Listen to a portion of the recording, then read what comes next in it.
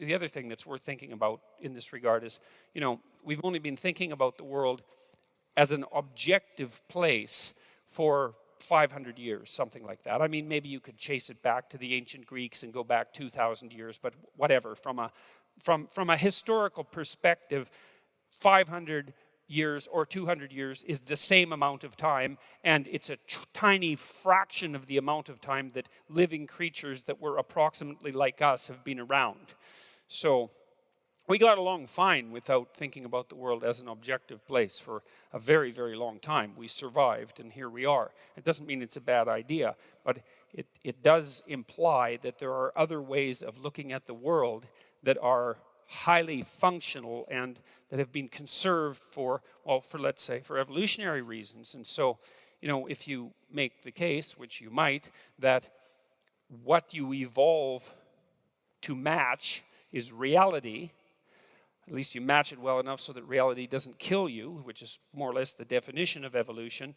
If you evolve to match reality in some sense, and the manner in which you evolve predisposes you to view the world as if it's a narrative of sorts, then possibly the world is a narrative of sorts, at least insofar as it concerns you.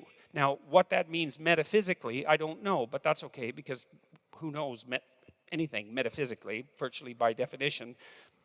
What's metaphysical is beyond what you know. You can speculate, but, and so, I would speculate that there is something narrative about the structure of the world, but it doesn't matter.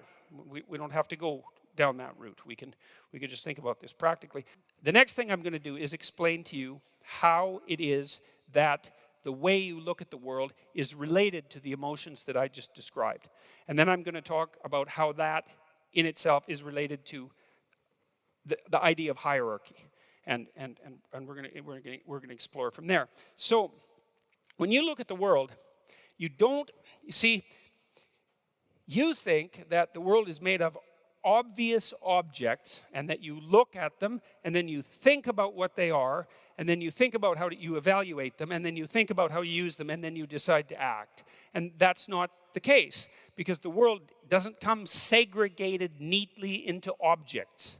And it took people a long time to figure this out, because when you look at the world, there it is, segregated neatly into objects, right? It takes no effort at all, except takes half your damn brain to do that, right? And we're very visual creatures. We have great visual systems. And so a tremendous amount of metabolic energy and evolutionary expenditure of time has gone into providing us with a visual system that just breaks the world up into obvious objects for us. And that isn't even right, because we don't actually see objects. What we see are more like tools and obstacles. We just think they're objects. Like when you come in here, I can give you an example of that. Okay, think about a beanbag. Okay, think about a stump, and think about a stool. You say, those are all chairs. Okay, it's like, well, what do you mean they're all chairs? What do they have in common? Objectively speaking, a beanbag doesn't have legs, A stump is rock hard and solid. A stool is something almost completely unlike a beanbag. Well, they're all chairs. Well, why? Well, the answer is you can sit on them. And so most of the things that we group together as objects, we group together as a consequence of functional utility, and not because they share a set of features that are objectively similar. And the reason that we perceive in that manner is because we don't really care that much about the objective features of the world, because we have to care about being alive. And so what we actually care about is what things do. And so we tend to see things that do things and group together perceptually things that do things. And so, when you walk into a room like this, there is a trillion things you could look at.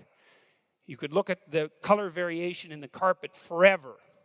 You know, if you came in here on a psychedelic, you might even do that, right? Well, it's interesting because one of the things psychedelics do is they decrease the degree to which you view the world in an iconic manner. And then you see the incredible complexity that's underneath everything, and it's absolutely fascinating. Now, it's not good because you shouldn't come in here and just look at the carpet for an hour. You know, it's not that productive unless you're trying to equate yourself reacquaint yourself with the fundamental wonder of the world, you know, and there is some utility in that. Artists do that, but practically speaking, it's not that useful. What happens when you come in here, you know, you have a goal in mind. You're going to watch what happens on the stage. You're going to listen, and so you only see what's relevant to that, and so what you see are chairs, and chairs are things you sit on, and so they pop up into your perceptual field just like that, and then you know what to do with the chair. You sit on it, and partly the reason you know what to do with a chair isn't because you look at the chair and you think, oh, look, a chair. Because you didn't do that when you came in here, right? There wasn't a single one of you that came in here and looked at the rows here and said, oh, look, chairs, right? It's self-evident that they're there. What happens is that you look at the chair and it maps, the chair maps itself onto your body. Like you prepare yourself, that the perception prepares you for the action.